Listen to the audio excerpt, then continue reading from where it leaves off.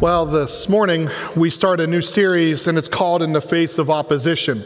As you walked in, you saw our missionaries and friends from the Christian Civic League, and they are here this morning to offer training to also equip you for what is coming down the legislative pike in Augusta. I don't know if you are aware of what legislation is being pushed or proposed, but they are proposing an endorsement of late-term abortion. Within minutes of the child being born, you can abort the baby. And friends, in my book, enough is enough. And we are here to look at God's word, but we also need to stand in opposition of what our government is trying to do. It is exactly in the face of what we just did to dedicate two beautiful children. To stand up and look at them moments before birth and to abort them. It's wrong. Enough is enough. And some of you are ready to storm the gates of Augusta. Just wait till we're done. And some of you are saying, that is terrible, that is horrific, I don't know what to do. That's why our friends from the Civic League are here. They're going to be offering a training here at Crosspoint on Saturday, February 25th, to help you lovingly stand up and say, that's wrong, I disagree, and this is how we do it without being disagreeable. We want to be respectful of our government, Romans chapter 13, but we are against our government and disagree with them strongly on a biblical worldview. And so if you don't know what to do, if you don't know how to take the next step, that's why our friends from the Civic League are back there ready to take your name, your phone number, your address to sign you up for this training on the 25th. One is at 10, one is at 11:30. Same training, two different times. They're going to train you and teach you how you write that letter in opposition to our legislators that we stand up and say, no, enough is enough. Because life begins at conception. That's not a political point of view, that's a biblical statement. And I will always stand for life. And so if you are ready to stand together against late-term abortion, would you see our friends from the Civic League, and they will be more than gracious and willing to take your name to help you so that we can stop this. Enough is enough. And isn't it interesting that on the day that we start a new series in the face of opposition, we have this opportunity to stand for life. And so as you turn to Acts chapter 21, we're going to look at Paul. We're going to look at the last months of Paul's life, because as we study Paul, Paul is living with a biblical worldview. Paul is looking at the Bible and saying, this is how I navigate my life. But unfortunately, Paul is living in a world that is against God.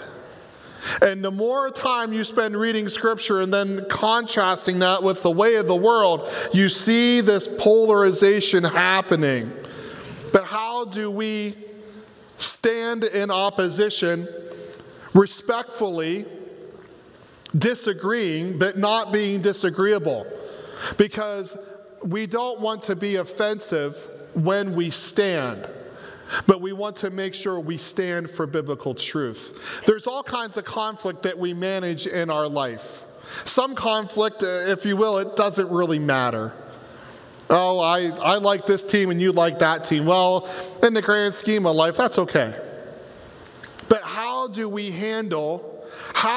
navigate conflict when we disagree with someone so strongly? And how do we navigate that conflict and disagree, but not be disagreeable? Because the gospel is offensive. I look at you each week, and I tell you the same thing in a different way. You are a sinner. You have offended a holy God, and you need to make that right by confessing that sin. That is in great opposition to what the world is teaching. And they find that message offensive. And how we deliver that does not necessarily need to be offensive. But I'm here to tell you that the gospel never changes. And so how do we navigate this conflict? How do we stand up in opposition to things that happen, to things that are happening, to legislation like late-term abortion within moments? How do we stand up and say this is wrong according to God's word, and yet do that in a way that is non-offensive? Life of Paul, Acts chapter 21. If you want to get into it, I'll set the context for you.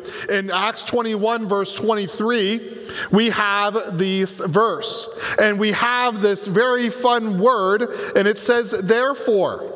So when you see the word therefore, you should ask the question, what's the therefore, therefore? That landed so much better in the second service. It's okay. Really what we're saying is, what's the context? What's going on? So if you look in Acts chapter 21, verse 15, I'm going to visit this briefly, and then I'll visit again at the end of the message. Paul is in Caesarea, and he is ministering. He is taking the gospel around to the area. And he is in Caesarea, and this man named Agabus, he has a prophecy that he comes to Paul with. And in Agabus's prophecy, he takes the belt from Paul and he binds or bounds his own hands. And he says, the man who owns this belt will be bound by the Gentiles. And if you look in verse 19 and 20, the church stands up and says, this is not good, Paul. Please don't go. And Paul says, I have to go to Jerusalem in verse 19 because he wants to tell the church in Jerusalem about the lives that are changed by Jesus. And that is going to put him at odds with certain people. So the early church, they beg and they beg and they beg, please, Paul, please don't go. Please don't go. We beg of you, do not go. And so he says in verse 21 and 22, the gospel has to go forth. The gospel needs to. It must be presented. People must learn about the lives that are changed by Jesus. As Paul walks into Jerusalem, there's this rumor that's going around about Paul, that he does not teach the right gospel. To the Jewish people, the Jews say, Paul tells us to forsake the Old Testament. Well, in 1 Corinthians chapter 9, starting in verse 20, I'm going to reference that, but I'd encourage you to go back and read that this afternoon.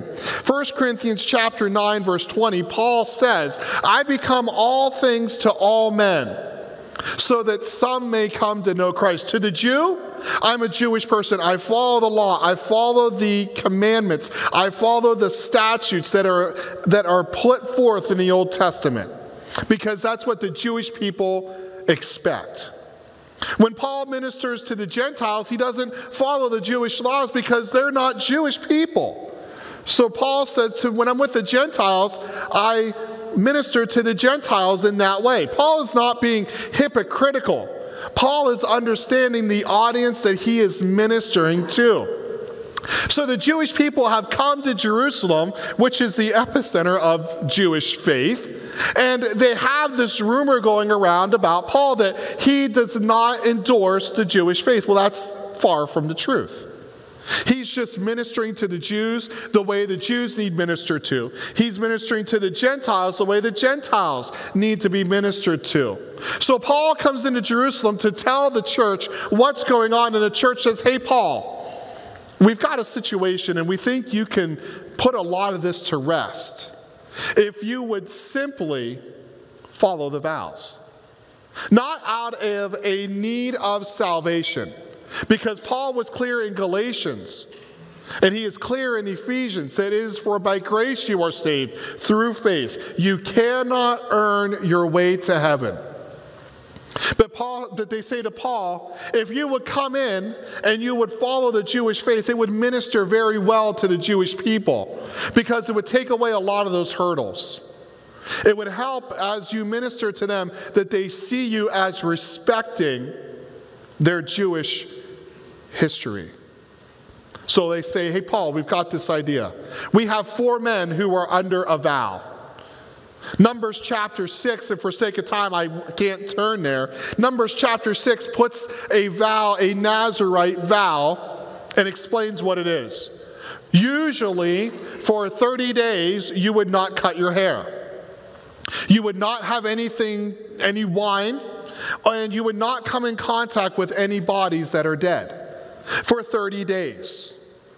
After those 30 days, then you can go back and you can have your hair cut, you can drink wine, and you can go back to funerals. There were some men in the Old Testament, New Testament, that took the Nazirite vow for their whole lives. One of them was Samson, one of them was John the Baptist, and another was Samuel. They didn't take it for 30 days, they took it for their life. These 4 men that Paul is going to partner with are doing this for 30 days. For 30 days, they are not getting their hair cut, they are not drinking wine, and they are not going to any funerals or having any contact with anyone that has passed away. So they say, hey, take these 4 guys, Paul, take them and purify yourself. Because Paul's going into a Jewish culture. He's ministering to a Jewish people, and the Jews know that Paul is coming from a Gentile land. And the Jewish people, when they see Paul, what they see is someone that is unclean. And so what they're saying to Paul is, Paul, would you just go and purify yourself? Would you go and offer some sacrifices? Would you go and burn some incense so that our Jewish friends can listen to you? And that fits in very nicely with 1 Corinthians chapter 9, verses 20 through 24. That Paul becomes all things to all men so that some may come to know Christ. So he says, we want you to take these 4 guys and go purify yourself. Not for 30 days, but for a week. So the guys that are in this purification, they're at day 23. So Paul's going to jump in on the last week to finish out the month and purify himself along with these 4 guys. We want you to pay their expenses. At the end of 30 days, you need to offer sacrifices. Someone needs to cover that. You need to go get your hair cut. Somebody needs to cover that. Side note, my haircut is biblical because it's nice and tight. Okay? So obviously I'm within the will of God. Okay? Now don't misapply that if you have long hair, you're not out of the will of God. But one of us might be jealous of hair that can grow. So you need to pay their expenses, you need to take them to the barber, you need to get them some food, you need to get them some sacrifices, burn some incense. Paul, you need to cover all of that. Now that's a financial burden for Paul because Paul is not a very wealthy man. But Paul's going to do this so that he can minister to the Jews. So look at what Scripture says. So that they may shave their heads, cut their hair, and that they will know that there's nothing to the things which have been told about them. Because there's this rumor going around that Paul does not endorse the Jewish faith in the Old Testament. And when people see Paul doing that, they're going to go, wait a second. What I'm hearing and what I'm seeing are different. It's not matching up. So Paul, when they see you do this, they're going to realize that's fake news. And you're going to be able to minister. But that you may also walk orderly, keeping the law. Not keeping the law for salvation's sake, but keeping the law so that he can minister and speak to the Jewish people. The law is such a hurdle for them because they believe in Jesus, but they want to follow the Old Testament. The first 5 books of the Old Testament, the Torah. They want to follow that, and if you don't follow that, they're going to have a hard time listening to what you have to say. He says, but concerning the Gentiles, when you go minister to the Gentiles, can you do this? Can you make sure that they don't eat food sacrificed to idols? You see, when you're with someone of Jewish faith, if you would have a piece of meat that was offered as a sacrifice, that would be a huge stumbling block. If you would have a piece of steak that is extra rare and you would eat it in front of a Jewish person, that is a big stumbling block. It's not an issue of salvation, it's an issue of practice. And the Jewish people are saying, that really offends me, can you not do that? So he's saying, hey, when you talk to the Gentiles, can you have them abstain from meat sacrificed to idols and from blood that is strangled from fornication? Hey, can you just not have a really rare steak? That would really help out our Jewish people. That's really what Paul is saying and what they're asking of Paul. Then Paul, he listened. He didn't have to do this. But for the sake of the gospel, he says, sure, I'll do this. Because I want the opportunity and privilege to minister to all people. I want the chance to share Christ with every single person. So Paul took the men, and the next day, purifying themselves along with them, they went into the temple. So a week has passed that he's gone through this ritual to clean himself, and the Jewish people going, okay, that makes sense. So he goes into the temple, giving notice of the completion of the days of purification. So they're going to offer this sacrifice that's going to end the 30 days. The Jewish people are going to say, oh, Paul, you're clean, great. You following the Jewish ways that we have, that's great. We know it's salvation by faith in Jesus alone, but we follow this track. We're listening to you, Paul. We get what you're saying. What do you have to say from God today? Really is what they're saying. So then in verse 27, the 7 days were almost over. They're walking into the temple, and the Jews from Asia, mark this in your Bibles, mark who starts the conflict. It's the Jewish people, and they come from Asia. Specifically, they come from Ephesus. Now let's look at our map so we know what's going on. Jerusalem is down in the bottom right corner with the arrow. The black arrow is Ephesus. And scriptures say that these men, they came from Asia.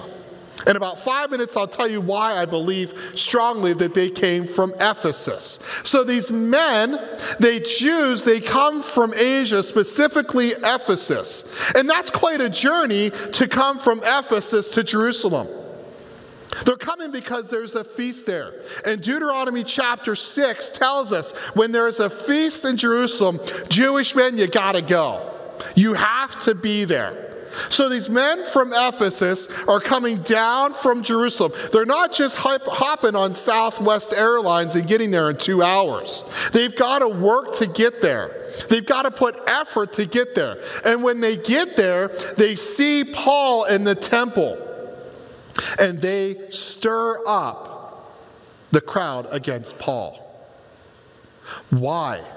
Because remember, Paul had ministry in Ephesus. And why are they against Paul? It's because he is teaching and preaching the gospel. Mark this in your Bibles. Notice who's causing the dissension. It's the people of faith. It's the people of the Jewish faith that are coming against Paul. And they're laying hands on Paul. They're not laying hands on Paul like, hey, buddy, how you doing? Great to see you. They're not reaching out their hand and giving him that man handshake where you slap each other in the back. They're looking to beat Paul up. They're looking to ruin Paul's life physically. So the men are there, they see Paul in the temple, and look what they say, crying out, men of Israel. They're getting men of like precious faith in the Jewish faith to come to our aid. We have this problem. Look at what they're accusing Paul of doing. This man, Paul, who preaches to all men everywhere against our people. Their first accusation is Paul's not teaching and preaching the gospel. He is. But to the Gentiles, he's not preaching that you need to follow the Old Testament because they're not Old Testament people. They're not Jewish people. And the Jews don't like that. Second thing is, he's preaching against the temple. But that's not true either. And besides, he's even brought a Greek into the temple. The New American Standard says Greek. You could say Gentile. If you're Jewish, you're Jewish. If you're not Jewish, then you're Gentile, you're Greek. So you have two groups, Jewish and non-Jewish. So the accusation is Paul's teaching a bad doctrine, which is incorrect, 1 Corinthians 9, verse 20 through 24. Second of all, he's teaching against the temple, which again is incorrect. And third of all, he's bringing people into the temple that has defiled. Let's look at the temple. The red arrow on the far right, you see it's called the Gentile courtyard. If you are not Jewish, we are Gentiles. If you are not Jewish, or if you are Gentile, you can only go as far as that red arrow. Let me rephrase that. You can go further into the temple. You see this, the gate beautiful right here? You can walk in there, but you'll be killed. Because the Jewish people have gotten permission from the Roman government that if a Gentile steps foot inside of this temple, they will lose their life, and they are allowed to do that and not get in trouble by the Roman people because it's a religious issue. Keep that in the back of your mind. The blue arrow is for the women's courtyard. The orange arrow over here that's kind of diagonal, this is where the men would gather. So Paul is within this temple way over here in where the orange arrow is. And he sees these guys from Asia, more particular Ephesus. And they're saying, "You're here, Paul. We've got problems." And they had previously seen Trophimus. So they saw Trophimus, who was from Ephesus. Remember, I told you I'm fairly confident these guys are from Ephesus because they saw Paul walking around with Trophimus. And they go, "Hey, that's Trophimus from down the street in Ephesus." Wait a second. He's with Paul. And they supposed. Do you know what happens when you suppose something? We don't say supposed anymore. We say assumed. And what happens is these Jews from Ephesus have seen Paul and Trophimus together. And they have jumped to conclusions that since Paul and Trophimus were together in the city, therefore Paul took Trophimus into the temple. If they took Trophimus into the temple, who's a Gentile, what would happen to Trophimus? He'd be dead. But notice, this issue is not about Trophimus. This issue is about Paul preaching the gospel. So they assumed, or they supposed, it's a nicer way of saying assumed, they supposed that Paul had brought him into the temple. Notice what happens. Then all the city was provoked. The city is in an uproar because these guys came down from Ephesus. They came to Jerusalem. They say, "Hey, there's Trophimus. He crossed into the temple. We got to get Paul. Let's get him going. And if you noticed anything over the last 3 years, it just takes a small crew of people to get a lot of people upset. We've seen that firsthand. So all of the city is upset. And the people rush together. You want to see a crowd attract the crowd, get a crowd excited, and the crowd's going to come and look. If you don't believe me, I challenge all of us. Go out here to Broadway. Everybody, don't go in your car. Just stay over there and stand up and look like this and see how many people stand up there and look at you with it. What's we looking at? I don't know. I just want to see how many people are going to do this with me. And these people are upset. And then the crowd works the crowd, and the crowd gets upset. What are we upset about? We're just upset. Okay, I'm upset. Are you upset? I'm upset. What are we upset about? It doesn't matter. Just get upset. And we're upset. We've seen that.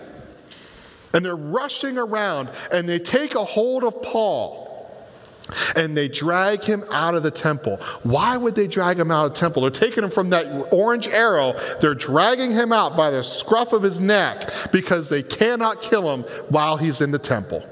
That would defile the temple, and that would shut down the feast.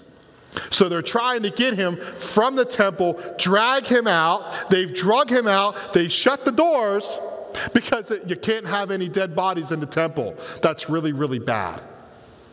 That's going to shut down the feast. Doors are shut. Paul is now in really deep trouble. Why? Ultimately, it's because he's preaching the gospel. Because he's going out and he's sharing, and people disagree with what Paul is saying. So while these people were seeking to kill him, who were these people? The people from Ephesus, the ones of Jewish faith, the ones that have faith in Jesus Christ. They're the ones that are looking to kill Paul. While they're looking to seek to kill Paul, a report came up to the commander of the Roman cohort. The head guy who oversees this cohort means 1,000 people, 1,000 troops. The guy that oversees 1,000 troops for the Roman guards hear of a problem in Jerusalem. The Roman guards have one objective. Do you know what that is? You keep the peace. And if you don't keep the peace, we're going to keep it for you and you're going to end up in jail. And they kept the peace by the power of the sword. And here comes the Roman guard, the commander who is in charge of Jerusalem, and now there's a riot, or they're provoked. And he goes, uh-oh, this isn't good for my job. We've got to go, and we've got to stop the confusion. And at once he took some soldiers and centurions. Centurions is 100. So he took at least 200 guards down to the temple to stop this confusion, to stop this ruckus, to stop this riot, because they've taken Paul, they've drug him out of the temple, shut the doors, and they're pounding on him. Literally, they're beating him to death. So he took at least 200 soldiers and he ran down to them being the crowd. And when they saw the commander coming and the soldiers, they stopped beating Paul. This is just like when we were in elementary school and we were in the classroom and the teacher had to leave to go to the restroom. The teacher leaves, all chaos breaks out until the teacher comes back in. You sit down and go, it's his fault. I'm just telling you for a friend. I've seen that happen. It's never been me. I've always been innocent. Same thing's happening in Jerusalem. They're beating Paul. Here comes the Romans. We don't want to be the ones beaten. Hey, it's his fault, and we're done. I don't know how my fist, his face ran into my fist. I'm sorry. They stopped beating Paul. Then the commander came up, and he took a hold of Paul. There's this whole crowd that is beating on Paul. And I don't mean any disrespect by this, friends, but when there's a struggle and there's a riot and there's one person that's being rioted against, it's probably his fault. So the commander pushes through the crowd. He comes up to Paul and he ordered him bound with 2 chains. Paul, it's your fault. Everyone here is beating on you. You're the one that's in fault. Let's go back to Acts chapter 21, verses 10 through 14. We read that to set the context. Remember, I told you I'd come back and get it? Look at what happened. I've taken out some of the verses to make it fit. As we were staying there for some days, a prophet named Agabus came down from Judea. This is what the Holy Spirit says. I have a word from you, Paul, for you, Paul. In this way, the Jews at Jerusalem will bind the man who owns this belt and deliver him into the hands of the Gentiles. Do you know who the Roman guards are? Gentiles. What just happened to Paul? He's now in chains. His hands are bound. It's a fulfilled prophecy. Paul knew that this was going to happen. Paul knew that if he went to Jerusalem, that he would be bound, beaten, and possibly lose his life. But look at what Paul says. The local residents began to beg Paul, saying, do not go up to Jerusalem. Paul, please don't go. This is really, really bad. You can't do this. This is really, really bad. Verse 13, Paul says to them, I am ready not only to be bound, but even die at Jerusalem for the name of the Lord. Paul says, this gospel, it is so important. I'm willing to die for it. Paul walked into Jerusalem going, the gospel, it's not just something I believe, it is who I am. And Paul takes his life and says, God, your will be done. And now Paul is in chains between two Roman guards with a crowd that has one objective: kill Paul. But why? For the gospel. They don't get it. They don't understand his worldview. And they don't like what he's saying, so they're just going to stop him from saying it.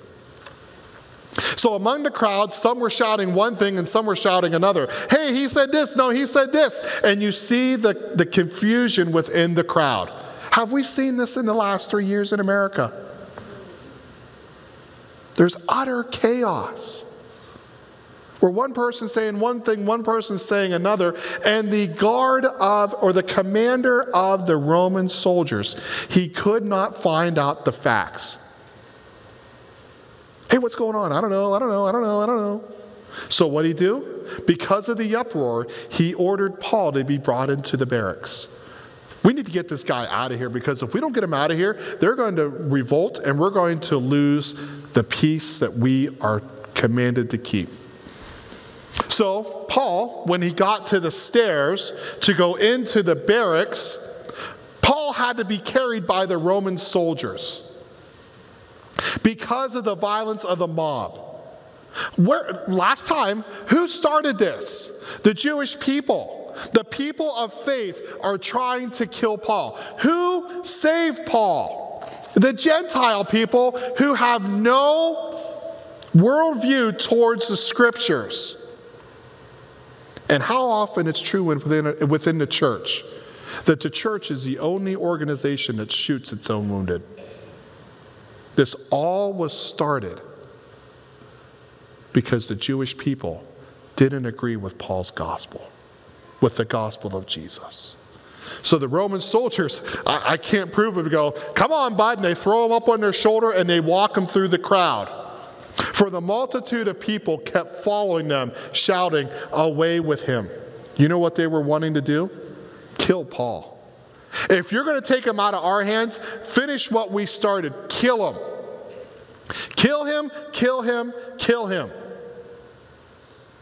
Because of Paul's stance on the gospel. My question for you this morning is just one. What are you willing to sacrifice for the gospel? What are you willing to sacrifice to share the gospel? I've thought a lot about this over the last couple weeks as I've been prepping this. I don't know what I would do if I was Paul. Maybe I would hear Agabus's prophecy and go, you know what? I'm good. I'm going to not go to Jerusalem this year. I'll just watch from afar. Hey, why don't I send someone else in my stead? It'll be okay. I'm not quite ready to lose my freedom because I like my freedom. I don't want to go to prison. But Paul looked at the people and he said, you know what?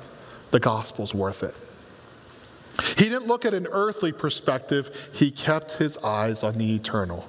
Christ alone, the cornerstone. The weak made strong, and the Savior's love. So as we leave this morning, the one question I have for you, what sacrifices are you willing to make? What sacrifices am I willing to make to share the gospel?